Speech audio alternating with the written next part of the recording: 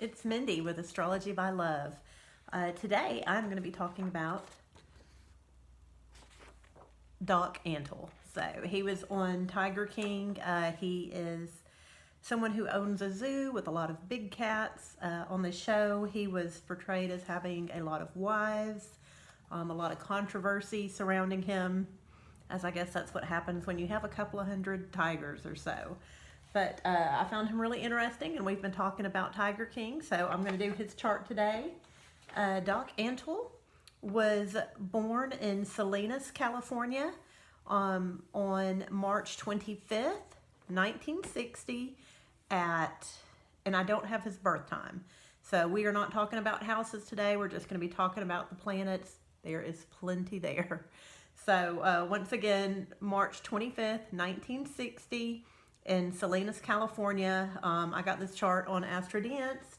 So this is his chart. If y'all want to stop and go print one out and follow along, that would be great. So the first thing I noticed about Doc Antle's chart was he has a YOD. So these are the green dotted lines here. These are two, I call them inconjuncts, but some people call them quincunxes. It's, you know, same thing, just different word. So he has a YOD. That's when two quincunxes come together. Those are the green dots. And then he also has what is called Thor's hammer. So that is when two Sesquisquares come together. And those are the gray dotted lines, and they all come to the same point, which is super interesting. So we're going to talk about that today. We are also going to talk about asteroid Vesta opposite Orcus. So those are going to be the two main things we're talking about today. But just to get started, like I said, the first thing I noticed was the YOD. And this YOD it includes the planets, it includes his moon, Mercury and Venus conjunction, Uranus and Leo, and then comes back up here to Saturn and Capricorn. So crazy interesting.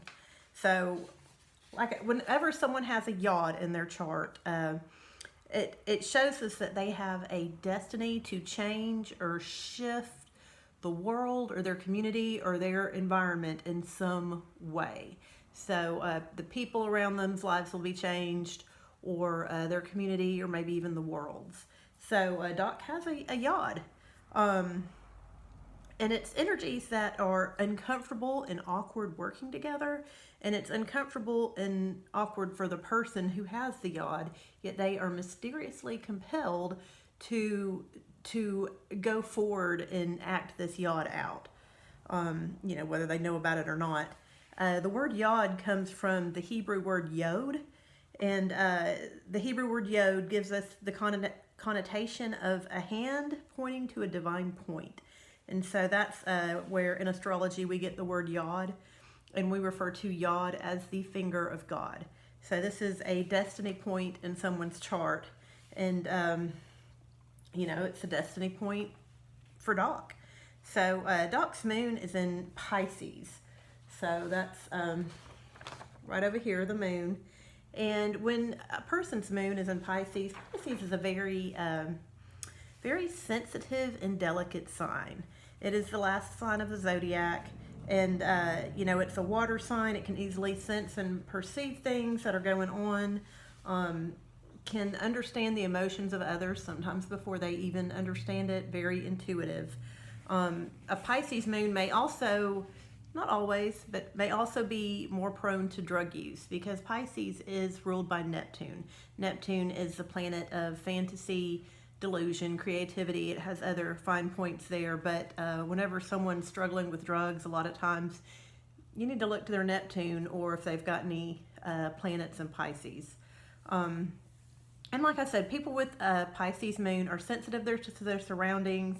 They need to be around and enjoy elegance to some degree, to have some delicacies in their life.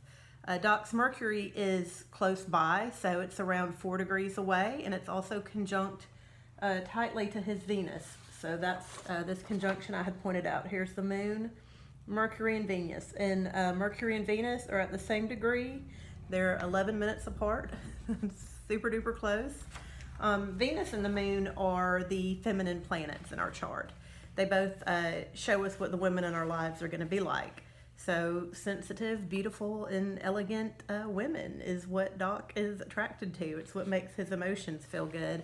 And with his Mercury right there beside it, we just talked about this, Mercury and the moon, it shows that Doc does a lot of thinking about his emotions and the women in his life and his emotions about the women in his life, which isn't necessarily a bad thing. Doc definitely has his mind on his lovers. So now with an inconjunct is when two planets or 2 points or a planet and a point on a chart are 150 degrees apart. So it brings about an uncomfortable energy. The two zodiac signs involved don't really have anything in common. So you can see, the green dotted lines from this conjunction here, 150 degrees all the way to this Uranus in Leo.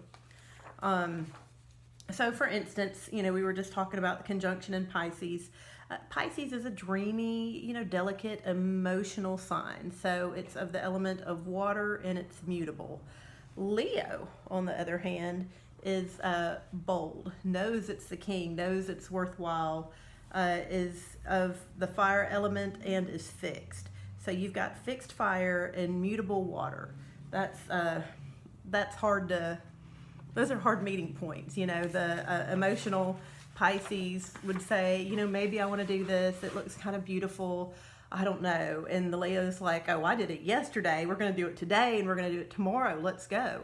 And the energies don't really meld well together. So when two inconjuncts come together at the same point, like I said, it creates a YOD. And this uncomfortable and unrelatable energy, a lot of times is hard for the individual to see, but it definitely affects their life. It's a defining area in their life. It makes them memorable. So the other 2 points of the inconjunct are Saturn in Capricorn at 17:34 minutes. So Saturn's right here, up here in Capricorn. And then we've got Uranus at 17:19. So between the moon and Uranus and Saturn, all these energies are within 38 minutes of each other. So you can't have too wide of an orb when you're doing a YOD. Typically you want to be within 1 or 2 degrees, and there's 60 minutes in a degree. So 38 minutes is really tight, especially for all 3 points being within 30 minutes. So these are, this is definitely a force in Doc's life. And it is pointing towards that Uranus in Leo. Remember, Leo is symbolized by a big old lion. So there's an unpredictability in being king or being the center of attention, being a star. Something as practical as having big cats in his life and unpredictability there. And, that's, of course, what I'm thinking about because we're talking about Tiger King. Anyways, inconjuncts typically, like I said, have to be, within 1 or 2 degrees. So this definitely qualifies. And so then we have, let's talk about Saturn in Capricorn. So Saturn and Capricorn are basically the same thing. So Saturn is ruled by Capricorn. Capricorn can be considered to be ruled by Saturn. So they are both into structure and rules and hard work and dedication. The long run. They are happy together. So Capricorn likes having a plan, likes knowing what's going to happen. Saturn is like, yay, a plan. So Doc having, his Saturn in Capricorn, it's, that's a good thing. Structure's important to him. Rules are important to him. Doing things a certain way, super important to him. And he's got a sextile to the moon. So this is what happens in a YOD. 2 of the planets are sextile and the other 2 are inconjunct. And so this shows us that Doc's rules and standards and the way he runs things keeps his emotions happy, probably balanced. He feels better. Doc is not going to be the kind of person that's got a dirty house. He's not going to have an insane, chaotic office. He likes to have things a certain way and it settles his emotions. And this shows us that his lovers too, his, dreamy, romantic, sensitive lovers also, they feel more stabilized with his structure and with his order. So these play off of each other, and it's a good energy. And so we've talked about the sextile. So then we talk about Uranus as well. And so, that's at the point of the YOD. It's also at the point of Thor's hammer. Just once again, real quick though, Uranus is a sign, Uranus is the planet that likes freedom from rules. If you get too structured with Uranus, it's going to tear everything down. It'll be chaos, it'll be destruction until, you're free flowing again. And so, that's definitely something to keep in mind. Wherever Uranus is in your chart, you don't want to be too dictatorial there. You need to have some freedom and some room to maneuver. Otherwise, it's just going to be chaos. So, next I want to talk about Thor's hammer. And so, Thor's hammer, a Sesquisquare is 135 degrees apart. And so they've got an uncomfortable energy as well. So that's this gray dotted line from the sun to Uranus, and Uranus to Jupiter and Vesta. Then we also see in Thor's hammer there is a square between two of the planets, in this case the sun and Jupiter. And so when the two sesquisquares come together at the point, that becomes an important point in the chart. And with a sesquisquare, a lot of times people, they just view life differently. They see things different from the rest of us. It might be in a better way. It might be in a way that society can't quite grasp that we're going to. And that might be, something they change in the world. A lot of times it is. But it can make a frustrating connection between the two planets. I was watching someone talk about it once, and they were talking about sesquisquares always have the energy of Saturn and Uranus combined. And, we just talked about Uranus being chaos, destruction, doesn't like structure, and Saturn is super happy with a plan and likes to know what's going on and be organized and up to date. And so, even if it is, harmonious planets together, Venus and Jupiter, there is still a struggle there. So, with the Sesquisquare, and these, so let's talk about these degrees real quick. So the Sesquisquare between Jupiter and Uranus is almost exact. So it's right at about 20 minutes away from the sun to Uranus. There, it was close to 2 degrees, so it's not exactly tight, but it's still fun to talk about. So we're going to talk about it. And so let me find where I'm on my notes. I'm sorry. So when you have the Thor's hammer, the aspect doubles this uncomfortable energy. So it's what it is. It's a square, and then it's a semi-square. So those are 2 uncomfortable energies coming together in one aspect, and then we've got it doubled in Thor's hammer. And so it doubles the energy. And with Thor's hammer, a lot of times, these people will have honest outbursts or moments. Like, it's easy for them to ignore this energy, to not pay attention to it, and then it builds and builds and builds and builds, and it comes out in an honest outburst where they're telling people what's up. They're telling people how they see things, and they do it in such a way that they bring criticism to themselves.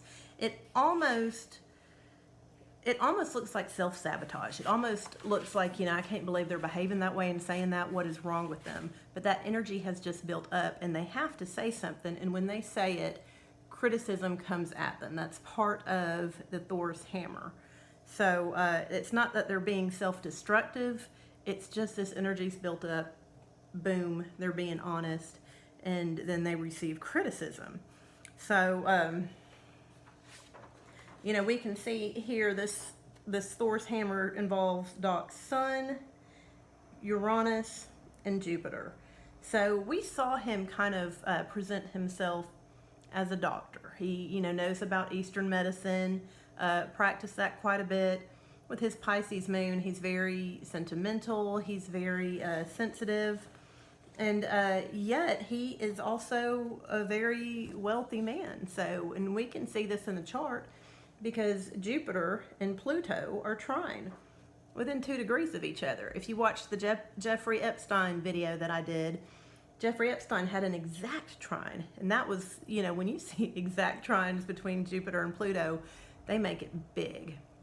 So this is 2 degrees apart, which is still very impressive. And so he still is making a lot of money in bursts, and he just has lucky break after lucky break. You know, you can go online and look at the images on Google, and there's lots of pictures with him with celebrities, and you know, these big cats of his have opened all sorts of doors for him to make lots of money. And if I'm thinking correctly, if I remember right, he was given the first tiger. So you know, I don't want a tiger, but not too many people are given exotic animals like that just as gifts to take care of them. So anyways, his sun is in Aries. And so when people have their sun in Aries, they are very self-assured. They are typically very energetic. They are go-getters. They go, you know, they're alphas. They're people in charge. And yet his sun is square Jupiter. And so this Jupiterian energy between Pluto and Jupiter that brings him abundance and fortunate luck, it bothers his ego somehow.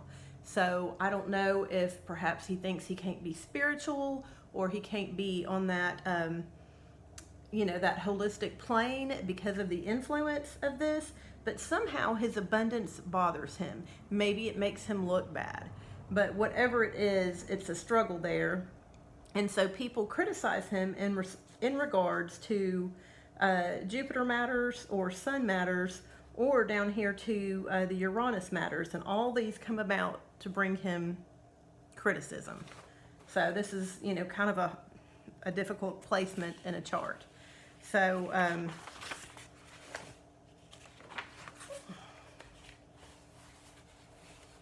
you know, and so we've talked about Jupiter trine Pluto. And then, so the next thing I want to talk about in this chart is actually what I have to confess I have criticized Doc for. I remember watching the show and, you know, seeing all the so-called wives. And then they were talking about how the girls had 12-hour work days and got paid $100 for the week. Not one 12-hour day. I mean, you think $100 for a 12-hour day of manual labor is probably illegal. But $100 for 6 12-hour days? That's crazy. Let's just say that lifestyle's not for Mindy Dunn. And, you know, he had a lot of young, beautiful women there who, I don't know if they were legally his wives or not, but the impression was given on the show. So, what I wanted to talk about next is Vesta, the asteroid opposite Orcus.